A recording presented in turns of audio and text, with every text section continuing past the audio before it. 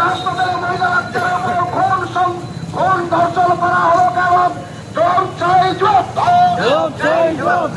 এই জবাব নেওয়ার জন্য এই আর্জিকর হাসপাতালে মহিলা একটার উপরে ধর্ষণ ও খুন করার বিরুদ্ধে সিআইটিউ লড়ছে,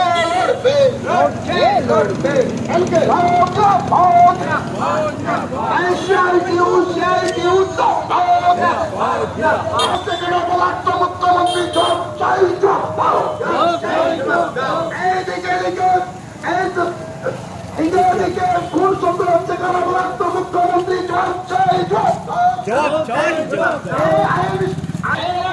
খুন সংগ্রাম বাড়ছে পুলিশ মন্ত্রী